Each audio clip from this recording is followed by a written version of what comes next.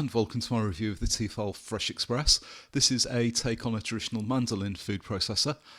You may have seen them. They're the flat devices that you put the food on and then move something up and down. Very often slices your finger in the process. It comes with 5 attachments. You've got, hang on, they're coming up now. Yeah, you've got a thick slicer, a thin slicer. You've then got a thick grater. You've then got a thin grater, and then you've got a coarse grater, which is meant for things like breadcrumbs, chocolate, nuts, that sort of thing.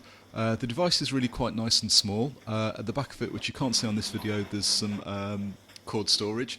So you just put the cord into there, and the cones stack inside each other, and that clips onto the front of the machine. It comes apart quite simply. The parts are dishwasher safe, which is really quite nice. For this demo, what I'm going to do is make some coleslaw. So we've got some red cabbage, carrots. I've used red cabbage, not white cabbage, because I've actually been seen, and then a cucumber for it to slice. One thing people have said with it is that the items that have got more water content, so apples, cucumber, it doesn't tend to work as well with it. This is the carrot. This is on the thick grater. You can see the shoot. Again, like a food processor, you need to make sure that you've got the food the right shape to fit through the chute.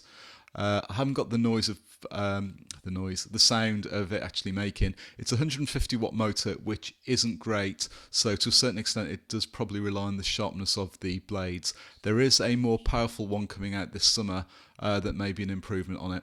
That's the grate of the carrot, which is quite thick. I then change over and use the thinner grate, and as you can see, it looks a little bit thinner. There isn't that much in it, to be honest.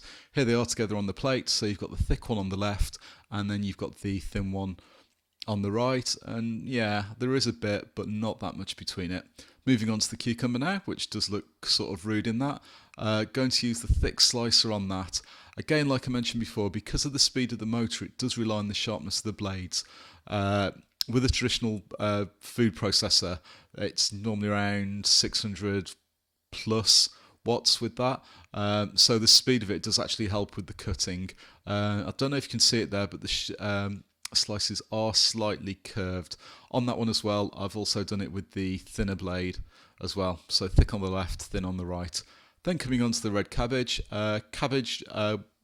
This is the thick slicer, because as you can see with the cabbage, you don't need to grate it as such. It actually can't see it too well on there, but it's actually a really nice cut for cabbage. So one of the recipes that I like is a braised cabbage and braised red cabbage and apple with red currant sauce, and that, quite a nice cut for that. This is using the shredder on the cabbage, just so you can see what it's like. And as you can see, I'm pushing down quite hard on there, and there isn't really a great deal coming through. You can put your finger in there because the blade and the cutting elements are on the outside. Oh, sorry about that. That was the plate containing a demo of the veg. This is me making the coleslaw. So you've got the cabbage, the carrot, salt, pepper, nice few blobs of mayonnaise, and that's all nicely mixed together now. Lastly, the traditional cutter, even grater, and there's some bits of rust on there, which is what I don't like. They're a pain in the rear to clean. You get your fingers. So in conclusion, yeah, really pleased with it and would thoroughly recommend it.